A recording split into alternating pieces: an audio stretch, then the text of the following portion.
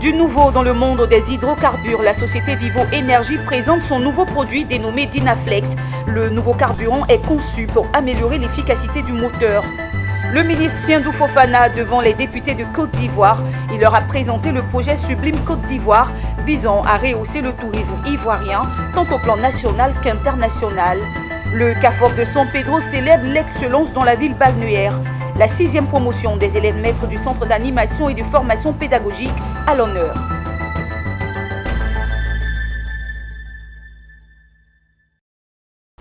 Et voilà pour les titres, toujours un bonheur de vous retrouver pour votre journal. Ouvrons-le avec une très bonne nouvelle pour les automobilistes. Le groupe Shell mettra bientôt sur le marché ivoirien une nouvelle gamme de carburant au même prix que le carburant ordinaire. Doté d'une technologie de dernière génération du nom de Dynaflex, il a été conçu pour améliorer l'efficacité et la durée des moteurs. Il a été présenté ce mercredi au cours d'une conférence de presse par Vivo Énergie, distributeur des produits de la marque Shell. Walter Kofi et Marius Seri y étaient, le compte rendu. Un moteur gardé propre et protégé contre les dépôts qui nuisent à ses performances. Voici les promesses du nouveau carburant de la compagnie pétrolière Shell. Lancé en avant-première, le produit est issu de la dernière génération de carburant de Shell, le Shell Fuel Save. La particularité de celui-ci est qu'il est doté de la nouvelle technologie Dynaflex. Donc avec Vivo Énergie, nous avons lancé il y a quelques années le Shell Fuel Save. Ça a été très bien apprécié par les clients et régulièrement, avec l'apparition de nouveaux moteurs, Shell continue à faire de la recherche et développement pour produire de nouveaux carburants encore plus performants. Le nouveau carburant Shell Fuel Save avec la technologie Dynaflex vient avec ses principes actifs à nettoyer les injecteurs de votre moteur. En plus de ses propriétés pour optimiser le moteur des véhicules, ce carburant est conçu pour émettre moins de CO2 et de fumée noire. Avec cette nouvelle technologie, le prix reste tel. C'est le message du groupe. Notons que le géant pétrolier Shell a depuis 2016 mis sur le marché ses nouveaux carburants Shell Fuel Save Diesel et Shell Fuel Save Super. Ces carburants ont été conçus pour répondre aux défis des nouveaux moteurs des voitures et engins industriels qui se veulent plus avancés et plus puissants. Parlons secteur fruitier à présent. Évaluer les installations portuaires du groupe Eolis, accroître les échanges fruitiers entre la Côte d'Ivoire et le Royaume-Uni. C'est ce qui a valu la visite du ministre anglais chargé de l'Afrique au port d'Abidjan ce mercredi 7 juillet. Cette visite guidée s'est faite sous la direction de Eolis et de l'ambassadrice du Royaume-Uni en Côte d'Ivoire. Le reportage de Philippe Zabo, Tima Traoré dans un commentaire de Pierre Tebeu. Tôt ce mercredi matin, 2 personnalités du Royaume-Uni au quai fruitier à Abidjan Plateau dans les installations du groupe Eolis. Il s'agit du ministre britannique en charge de l'Afrique et la nouvelle ambassadrice du Royaume-Uni en Côte d'Ivoire. Eolis est une agence maritime, membre du groupe Compagnie fruitière, l'un des leaders mondiaux de la production fruitière et est né de la volonté de ses actionnaires de créer un réseau africain d'agences maritimes dans les zones portuaires qui soit un trait d'union entre l'Europe et l'Afrique. Au cours de cette visite, les officiels britanniques ont pu évaluer les installations portuaires du groupe Eolis pour accroître les échanges fruitiers entre la Côte d'Ivoire et le Royaume-Uni. Toute chose qui réjouit Jean-Marc Yassé, directeur général du groupe Eolis et son équipe, ainsi que le président de Obamsi, organisation des producteurs exportateurs de bananes, d'ananas, de mangue et autres fruits de Côte d'Ivoire. Nous avons reçu le ministre du Commerce extérieur et l'ambassadeur de Grande-Bretagne qui étaient venus nous rendre visite et voir l'infrastructure que nous avions en place ici au niveau du quai fruitier. Le tout pour pouvoir savoir comment augmenter les relations, augmenter les échanges entre la Côte d'Ivoire et l'Angleterre en augmentant les ventes soit de la banane, de la mangue et aussi de l'ananas. Donc nous avons eu une bonne discussion. Nous avons expliqué un peu notre fonctionnement au ministre et je pense que, et nous espérons qu'à la longue, le commerce entre la Côte d'Ivoire et la Grande-Bretagne va augmenter. C'était très bien, d'autant que nous lui avons fait valoir notre souci de la captation de la valeur ajoutée puisque M.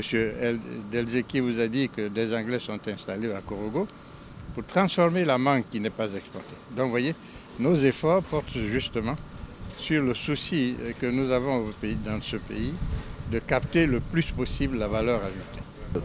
Exporter de la mangue fraîche, c'est bien, mais exporter des produits finis, c'est mieux, surtout si c'est des produits finis qui augmentent la quantité exportée. Le groupe Eolis a acquis au fil des années une expertise certaine dans la prise en charge des fruits et légumes et le transport maritime. Sur 10 emplois créés dans le monde, un est issu du tourisme. C'est donc un secteur pourvoyeur d'emplois. Pour le démontrer, le ministre Siandou Fofana, ministre du Tourisme et des Loisirs, a présenté devant les députés ivoiriens son projet Sublime Côte d'Ivoire. Une stratégie qui consiste à rehausser le tourisme ivoirien à l'échiquier international, mais aussi au plan national. Il en a profité pour donner son plan de relance post-Covid. C'était ce mardi à l'Assemblée nationale. Le ministre ivoirien du Tourisme et des Loisirs était face aux députés avec objectif de présenter sa stratégie de relance du tourisme ivoirien dénommée Sublime Côte d'Ivoire. Le tourisme ivoirien peut avoir de beaux jours s'il fait peau neuve. Engagement pris par Siandou Fofana qui présente une stratégie de relance du tourisme ivoirien basée sur 4 piliers essentiels. Il s'agit de faire de la Côte d'Ivoire l'un des leaders africains du tourisme d'affaires, devenir la base de divertissement domestique de la sous-région, capter un tourisme international avide de dépaysement authentique et enfin développer l'entrepreneuriat touristique social et territorial ivoirien. Avec cette stratégie, la Côte d'Ivoire ambitionne être la 5e puissance touristique africaine avec 12% de croissance au PIB par an. Elle va permettre la création de 650 000 emplois directs et au moins 375 000 indirects. À mi-parcours du plan de relance prévu de 2018 à 2025, le ministre fait un bilan partiel. À mi-parcours, nous pouvons faire le bilan qui est quand même satisfaisant. Au jour d'aujourd'hui, nous recensons sur l'ensemble du territoire un peu plus de 106 000 chambres d'hôtels sur le territoire. C'est un accroissement depuis ma présence à la tête de ce ministère à ce jour, un peu plus de 45% de taux d'accroissement. Vous comprenez très bien que cette stratégie a payé. Et mieux encore, nous assistons à l'annonce et à la réalisation concrète de projets d'infrastructures hôtelières et de projets de mise en œuvre de circuits touristiques qui sont labellisés par des institutions au plan international. Au sortir de la rencontre avec le ministre Siandou Fofana, les parlementaires se disent convaincus quant à la capacité de la Côte d'Ivoire de faire du tourisme l'un des piliers de son développement à travers Sublime Côte d'Ivoire. Et cela a convaincu beaucoup les députés que nous sommes parce que d'après le ministre, ils ont un objectif à atteindre à court terme, c'est surtout faire de la Côte d'Ivoire une destination touristique. Et donc c'est très important pour nous, cela va générer des emplois au niveau de la jeunesse surtout. Franchement, j'ai été convaincu parce que j'ai compris aujourd'hui que le tourisme était une activité transversale. Donc toutes les activités ne vont pas dépendre forcément du ministre, mais ça va dépendre aussi d'autres ministères. C'est vraiment toute la Côte d'Ivoire qui est invitée à la réalisation de ce projet. Trouver son projet aussi alléchant, ce que je peux dire déjà que la Côte d'Ivoire a un avenir meilleur. Il nous a convaincus, il nous a déballé tout son projet à long terme et à court terme. Je pense qu'en tant que parlementaire, nous ne pouvons que l'accompagner. Il faut souligner que la Côte d'Ivoire abritera cette année la Journée mondiale du tourisme célébrée le 27 septembre. Cette journée est précédée d'une quinzaine touristique. C'est un reportage signé Raïssa Yao, Marius Seri et Daniel Kodio. Son engagement pour les populations les plus vulnérables n'a pas de limite. Le BIT, Bureau international du travail, a initié un atelier de renforcement de capacité des acteurs nationaux de Côte d'Ivoire. L'objectif est d'accompagner ceux-ci en vue de poser les bases d'un système efficace et durable de protection sociale et assurer la sécurité des travailleurs de l'économie informelle. Zeynab Dosso et Ismaël Doza nous en parlent. Selon les estimations de l'OIT, Organisation mondiale du travail, seulement 18% de la population est couverte par au moins une prestation de protection sociale en Afrique. Connaître le suivi de la situation de protection sociale en Côte d'Ivoire, c'est tout le sens de cet atelier de renforcement de capacité des acteurs nationaux issus des ministères du Travail, des Statistiques, des programmes de protection sociale. Un suivi qui passe par des mécanismes appropriés définis à l'échelle nationale. La protection sociale, c'est un droit et les États et la société entière doivent mettre en place des mécanismes pour couvrir les populations. Alors à un moment donné, il faut se poser la question, est-ce que nous sommes en train de progresser vers l'extension de la couverture? Quels sont les obstacles, quelles sont les lacunes? Et donc ce premier atelier-là sur le suivi de la situation de la protection sociale permettra de discuter avec l'ensemble des acteurs. Comment est-ce qu'on peut mettre en place un mécanisme permanent de production des statistiques sur la protection sociale en Côte d'Ivoire. De telle sorte qu'à un moment donné, lorsque les autorités nationales, les organisations internationales veulent savoir quelle est la situation, on puisse leur présenter cette situation, mais à côté de ça, qu'on puisse dire quelles sont les lacunes, quels sont les défis sur lesquels on doit travailler pour étendre la protection sociale. J'attends de mieux m'informer sur les différents concepts qui sont développés aujourd'hui en ce qui concerne la protection sociale en Côte d'Ivoire. Une telle thématique, surtout quand elle est appuyée par des acteurs de haut niveau comme le BIT et l'Union européenne, il faut donc toujours prendre ces opportunités-là. Après le renforcement de capacités des acteurs nationaux, les réflexions se poursuivent jusqu'au 9 juillet avec accent mis sur la sensibilisation sur l'extension du régime obligataire de sécurité sociale aux travailleurs de l'économie informelle, longtemps restés exclus du processus de protection sociale. Un atelier qui se veut un cadre d'échange sur les questions d'identification des travailleurs de l'informel et leur contribution sociale. Poursuivons ce journal. Les 15, 16 et 17 juillet prochains se tiendra la première édition du Forum international des jeunes leaders sur l'économie sociale et solidaire. L'information a été rendue publique lors d'une conférence de presse à la mairie d'Aboisseau. À l'initiative, la plateforme des organisations de jeunesse de tout le Pleu, en partenariat avec l'Assemblée des régions et districts de Côte d'Ivoire. Entre ateliers, conférences et rencontres B2B, le rendez-vous de Grand Bassam espère créer un cadre d'échange et des plaidoyers entre jeunes de différents horizons d'une part et jeunes des pouvoirs publics et d'autre part. Le retour sur cette cérémonie de lancement avec Issa Badini et Ezekiel Seri dans un récit de Walter Kofi. Je me permets de lancer officiellement la première édition du Forum international des jeunes leaders sur l'économie sociale et solidaire. Ça y est, c'est fait. L'histoire retiendra que c'est dans cette salle des mariages de la mairie d'Aboisseau, capitale du Sud Comoé, qu'est lancée la première édition du Forum international des jeunes leaders sur l'économie sociale et solidaire. Il se tiendra à Grand Bassam du 15 au 17 juillet 2021. Commissaire général du Forum, Fabrice Ballot, par ailleurs président de l'ONG POGÉ, attend de ses assises sur l'économie sociale et solidaire la naissance d'une plateforme d'échange économique entre jeunes. Et donc à coup de thème déjà, il s'agit pour nous de pouvoir mettre l'ensemble des acteurs en réseau, c'est-à-dire les jeunes acteurs qui sont des artisans, qui sont des agriculteurs, qui sont issus des associations et au niveau même de la finance sociale. Outre le réseautage attendu à ce forum, les jeunes verront leurs projets encouragés et soutenus. Donc nous avons reçu une soixantaine de projets. Donc sur ces soixantaines de projets, nous avons retenu 7 projets. Et donc ces 7 projets, ils vont ces porteurs de projets, lors des activités, ces personnes vont présenter à travers un concours de pitch. Et donc ces personnes vont présenter leurs projets. Donc, sur ces 7 projets, nous allons retenir 2. L'approche ESS amène l'ensemble des acteurs d'un territoire à travailler ensemble et surtout à mobiliser les jeunes.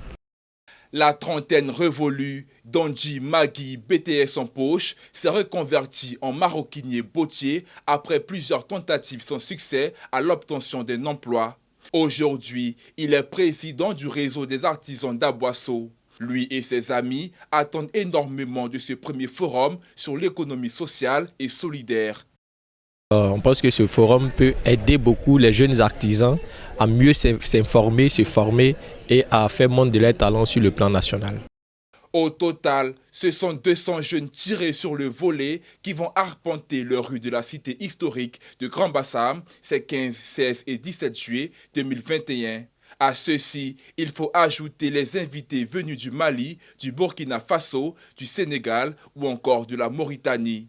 Placé sous le thème entreprise sociale et collectivité territoriale, quel partenariat pour l'atteinte des ODD, le Forum ESS première édition est l'initiative de la plateforme des organisations de la jeunesse de tout le Pleu avec le concours de l'Assemblée des régions et districts de Côte d'Ivoire et le Conseil régional du Sud Comoé.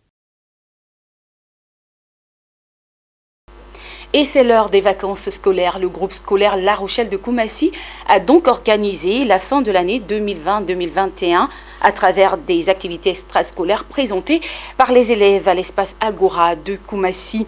Occasion pour la fondatrice du groupe scolaire La Rochelle de présenter aux invités et aux parents tout l'intérêt de ces activités pour les élèves. Le compte rendu de Pierre Tebeu et Marius Seri.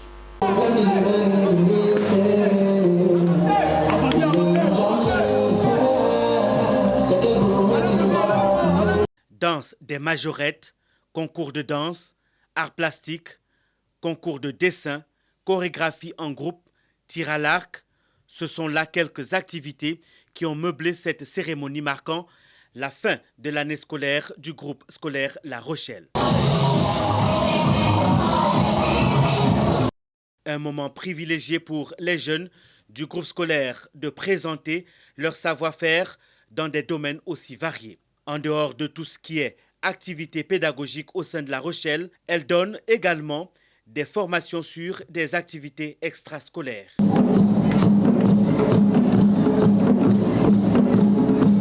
Aujourd'hui, nous avons fini les examens de fin d'année et on a trouvé bon de nous réunir dans cet espace-là pour dire merci à tous nos enfants, à tous nos parents d'élèves qui nous ont fait confiance et en même temps profiter, leur présenter les activités extrascolaires.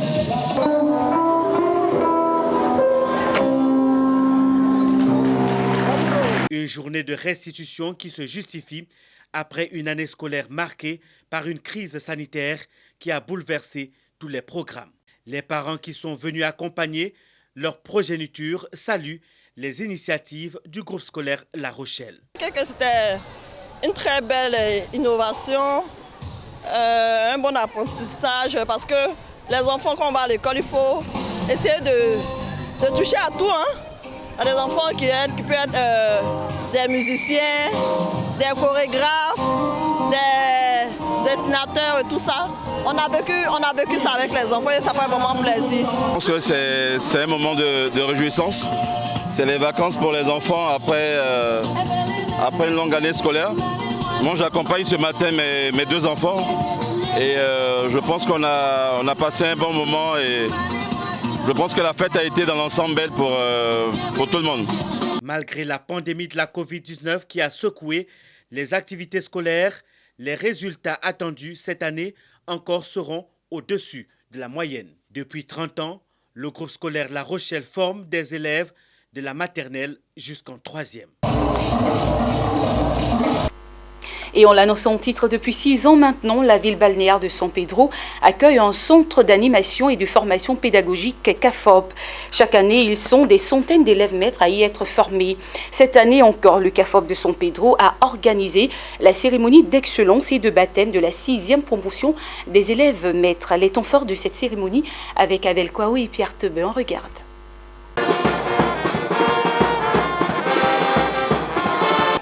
Le centre d'animation et de formation pédagogique CAFOP de San Pedro, c'est connu, fait partie des meilleurs de la Côte d'Ivoire. Elle a encore démontré lors de la cérémonie d'excellence et de baptême de sa 6e promotion des élèves maîtres du CAFOP de San Pedro.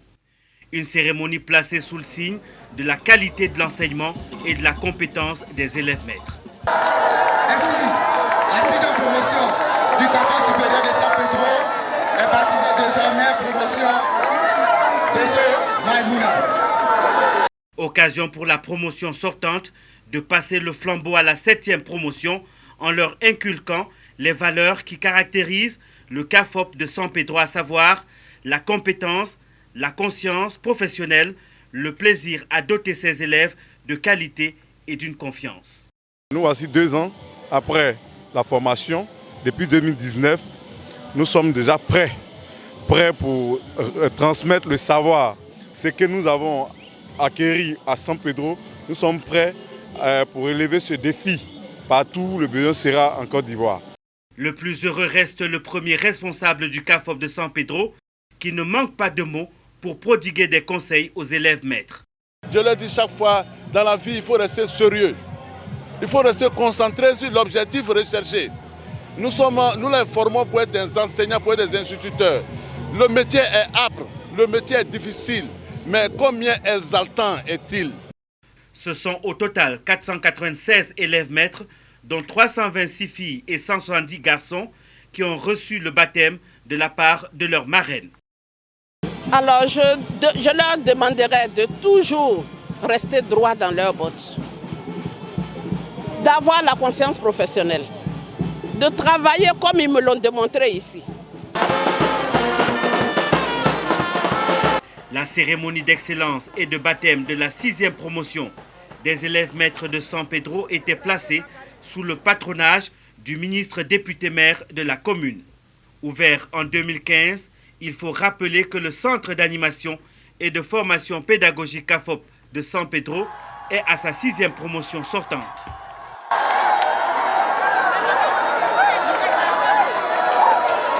Restons toujours au CAFOP de San Pedro et intéressons-nous cette fois à la cérémonie de planting d'arbres qui a été organisée au sein même de l'établissement. Une opération de planting d'arbres à l'initiative de la direction régionale des eaux et forêts et du centre d'animation et de formation pédagogique de San Pedro. 500 arbres d'essences diverses ont été plantés, nous disent Abel Kwao et Walter Kofi.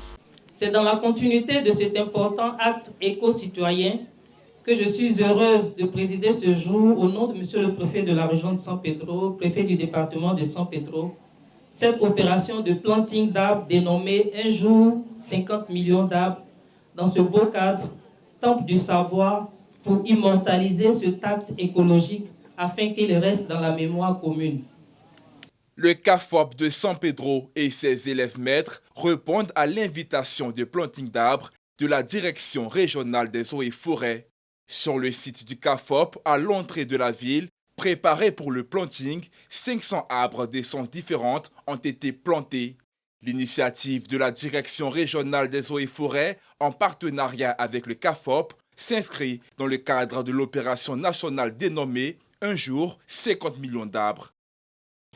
Les stagiaires qui seront demain nos porte-parole dans les écoles, et c'est sur eux que nous misons cette sensibilisation parce que nous pensons que pour réussir ce défi, il faudra changer les habitudes des Ivoiriens et les élèves maîtres sont bien placés pour enseigner ces notions et ces nouveaux défis à nos enfants. Notre objectif, c'est qu'à la fin de l'opération, notre région puisse être hissée au premier rang des localités ayant planté le plus grand nombre d'arbres. Nous sommes engagés parce qu'il y a des termes évocateurs qui ont été développés. Le thème de l'environnement, du développement durable, et de l'écologie, etc. Ce sont des termes que nous évoquons, que nous traitons à travers des modules de formation ici au CAFOP. La sensibilisation était également au programme de cette cérémonie de planting d'arbres. À travers des sketchs et des messages, les élèves maîtres du CAFOP de San Pedro et les acteurs de la filière bois ont été sensibilisés sur les conséquences de la déforestation et invités à avoir la culture du reboisement. Sur ce point, la direction régionale des eaux et forêts de San Pedro a produit 315 000 plants encore disponibles gratuitement pour tous ceux qui auraient des espaces pour accompagner le ministère dans sa politique de reboisement. Et c'est sur cet élément que nous refermons ce journal que j'ai pris grand bonheur à vous présenter. Madame, Monsieur, merci de l'avoir suivi. Surtout, prenez soin de vous. Au revoir.